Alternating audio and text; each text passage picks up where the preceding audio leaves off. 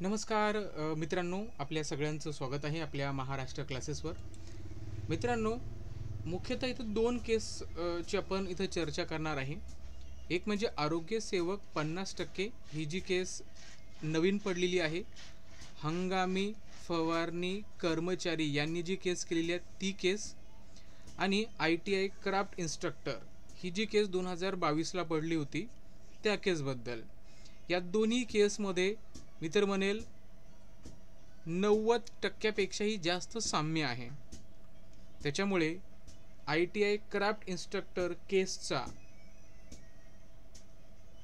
जे जजमेंट आहे ते आरोग्यसेवक 50% साठी मला वाटतं तरी खूप महत्त्वाचं आहे. कसं आहे काही नाही तुम्हाला मी सगळं या व्हिडिओमध्ये सांगणार आहे, आणि रिझल्ट काय लागला ते पण सांगणार आहे. त्याची जजमेंटची कॉपी तुम्हाला आपल्या टेलिग्राम चॅनलवर मिळून जाईल. त्याची लिंक व्हिडिओच्या डिस्क्रिप्शनमध्ये मी दिलेली आहे. सर्वात अगोदर आपण ITI क्राफ्ट इन्स्ट्रक्टरची जी काही जाहिरात आली होती 2022 साली, तिचं क्वालिफिकेशन आपण बघू. याच्यामध्ये काय सांगितलं होतं बघा, एक लक्षात ठेवा, हायर क्वालिफिकेशन जर असेल तर तुम्हाला एखाद्या एक्झामपासून दूर ठेवता येत नाही आहे. हायर क्वालिफिकेशन राईट, आताच रिसेंटली जजमेंट आहे मला वाटतं हायकोर्टाचं, हायर क्वालिफिकेशन चालतं, बरोबर. आता बघा, ही ITI क्राफ्ट इन्स्ट्रक्टरची जाहिरात आहे. याच्यामध्ये बघा इथं डिग्री कुठंच उल्लेख नाही आहे, बरोबर. इवन दो डिग्रीवाले इथं इलिजिबल आहेत, कारण रिसेंटली माननीय हायकोर्टाचं जजमेंट आहे त्याच्यामध्ये हायर क्वालिफिकेशन चालतं. ठीक आहे, लक्षात ठेवा. म्हणजे डिप्लोमा जर एलिजिबल होत असेल तर डिग्रीवाले सुद्धा एलिजिबल आहेत, राईट. बघा इथे तुम्हाला काय पाहिजे, डिप्लोमा पाहिजे ॲटलिस्ट सेकंड क्लास. ठीक आहे, हे लक्षात ठेवायचं आहे. और काय म्हणलेलं आहे, जर ते नसेल तर have pass secondary school certificate examination with mathematics science. Okay, and plus त्याच्यामध्ये बघा काही ट्रेनिंग असेल, एक्सपिरियन्स असेल ते पाहिजे, आणि तुमच्याकडे जर ITI असेल तर ते पण चालतो. आता हे तर झालं त्याचं क्वालिफिकेशन काय पाहिजे. नंतर शेवटची लाईन इथं दिलेली आहे बघा, provided that preference may be given to the candidate who have successfully completed training in the Central Training Institute for the post of instructor. म्हणजे बघा हे क्वालिफिकेशन आहे. इथं तर तुम्हाला डिप्लोमा चालतो, डिग्री चालते, ITI असेल आणि एक्सपिरियन्स असेल तर तो पण चालतो, बरोबर. पण आता इथं क्वेश्चन असं आहे की ज्या विद्यार्थ्यांनी CITS ओके, CITS किंवा CTI म्हणूया, CTI हे जर केलं असेल तर त्यांना इथं प्रेफरन्स वर्ड दिलेला आहे. मग प्रेफरन्स म्हणजे काय, ओके. आता हे जे CITS किंवा CTIचे जे उमेदवार होते यांच्याकडे DGTचं एक पत्रसुद्धा होतं. या पत्रामध्ये सांगितलं होतं की जर तुम्हाला क्राफ्ट इन्स्ट्रक्टर बनायचं असेल तर तुम्हाला CTI ची ट्रेनिंग जी आहे ही कंपल्सरी आहे. ते फक्त एक पत्र होतं. तर त्या पत्राचे आधारे हे जे CITS चे जे उमेदवार होते ते गेले मॅटमध्ये, ओके. आणि मॅटमध्ये त्यांनी सांगितलंय की प्रेफरन्स म्हणजे काय आहे, तर अगोदर आम्हाला घ्या किंवा आम्हालाच घ्या, त्यांना घेऊ नका. मग मॅटने काय केलंय, तर मॅटने असं डिसिजन दिलं की हा जो प्रेफरन्स आहे अगोदर CTI जे स्टुडंट आहेत, उमेदवार आहेत, त्यांना घ्या. राहिलेल्या जागेवर जे नॉन CITS आहे त्यांना घ्या. म्हणजे आपल्या आरोग्यसेवक भरतीच्या बाबतीत जर आपण बोलायचं झालं तर अगोदर फवारणीवाले घ्या, राहिलेल्या जागेवर मेरिटवाले घ्या, असा मॅटने त्याची ऑर्डर दिली होती. ओके, मॅटने ऑर्डर दिली. इथं प्रेफरन्सचा असा अर्थ काढला, ठीक आहे. त्यानंतर बघा, आता जर आपण आरोग्यसेवक 50% जर RR बघितला तर त्याच्यामध्ये हे सांगितलेलं आहे की तुमचं मिनिमम क्वालिफिकेशन 10वी असलं पाहिजे, बरोबर. आणि परंतु राष्ट्रीय मलेरिया प्रतिरोध कार्यक्रमाअंतर्गत हंगामी क्षेत्र कर्मचारी म्हणून 90 दिवसाचा अनुभव धारकांना प्राधान्य देण्यात येईल. म्हणजे इथं आवश्यक शब्द नाहीये, प्राधान्य शब्द आहे. मग प्राधान्य म्हणल्यानंतर प्राधान्य दोन प्रकारे दिलं जाऊ शकतं. एक समान मार्क पडल्यानंतर आणि एक दिल्या जाऊ शकतं पसंती त्यांना, अगोदर पसंती त्यांना, बरोबर. पण या जागा हंगामी फवारणी कर्मचारी यांच्यासाठी ठेवण्यात आलेल्या होत्या, त्यामुळे त्यांना अगोदर घ्या, राहिलेल्या जाग्यावर बाकीच्या उमेदवारांना घ्या, असा याचा शब्दशः अर्थ आपण म्हणू शकतो. कारण ह्या जागा कोणासाठी वेगळ्या करण्यात आल्या, तर हंगामी फवारणी क्षेत्र कर्मचाऱ्यासाठी, बरोबर. मग त्यांच्यासाठी वेगळ्या करण्यात आल्या तर अगोदर त्यांना घ्या, हे बरोबर आहे. आणि राहिलेल्या जाग्यावर तुम्ही कोणाला घ्या, तर जे हंगामी फवारणी कर्मचारी नाहीत किंवा जे मेरिटमध्ये आले त्यांना घ्या, असा याचा सरळ सरळ अर्थ निघतो. कारण इथं फक्त प्राधान्य शब्द दिलेला आहे, बरोबर. प्राधान्य म्हणजे असं होत नाही की फक्त हंगामी फवारणी कर्मचारीच यांना घ्या, बाकीच्यांना घेऊ नका, असा याचा अर्थ होत नाही, बरोबर.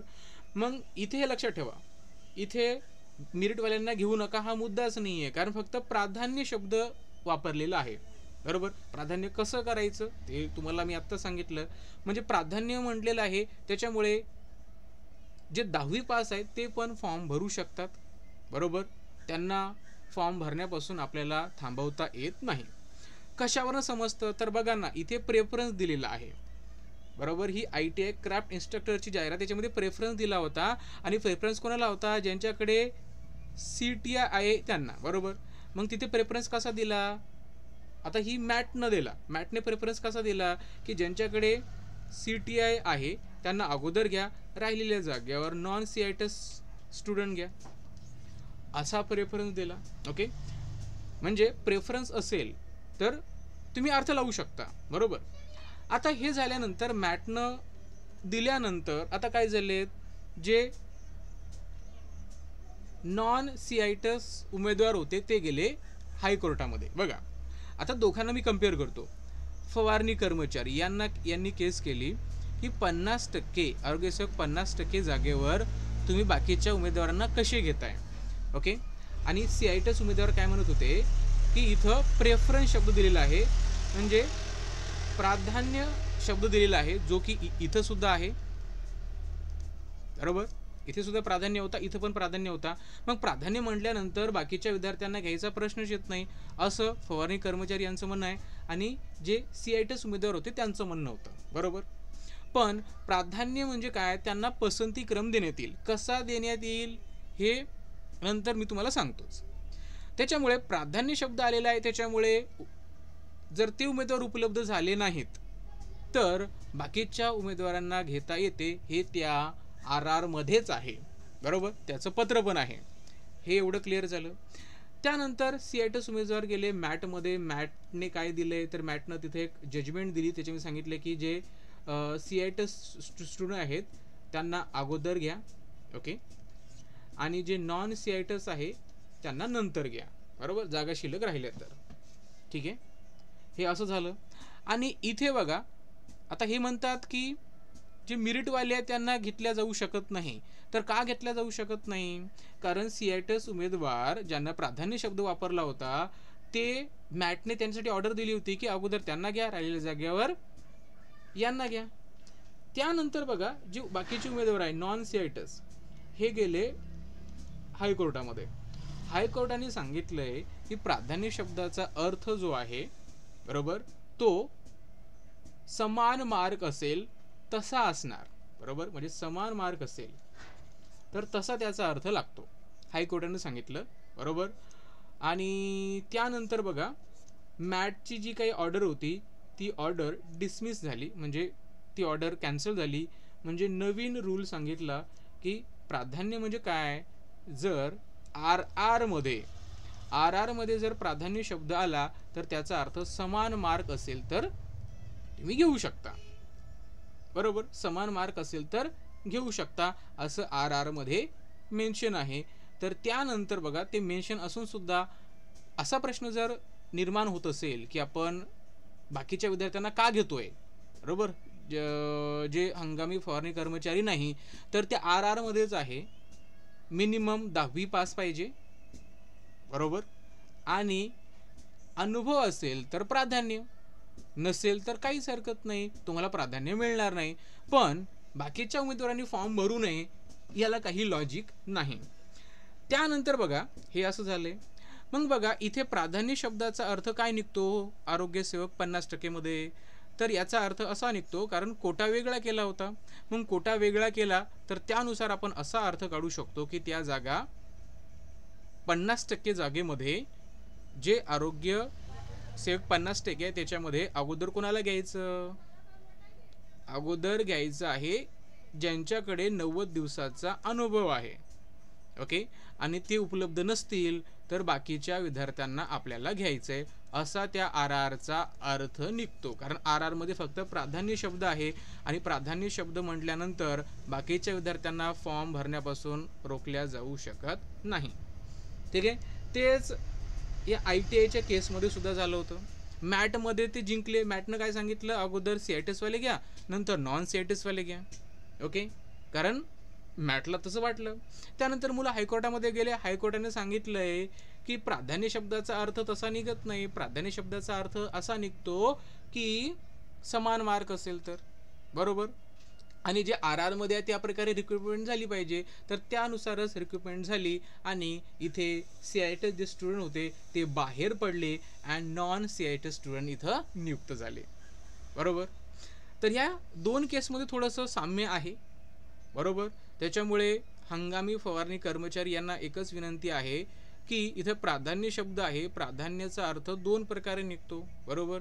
एक CITS उमेदवार होते त्या प्रकारे घ्या, एक तुमच्या प्रकारे घ्या, बरोबर. त्याच्यामुळे अप्लाय का केलं तसं इथं तर आपल्याला बोलता येणार नाही.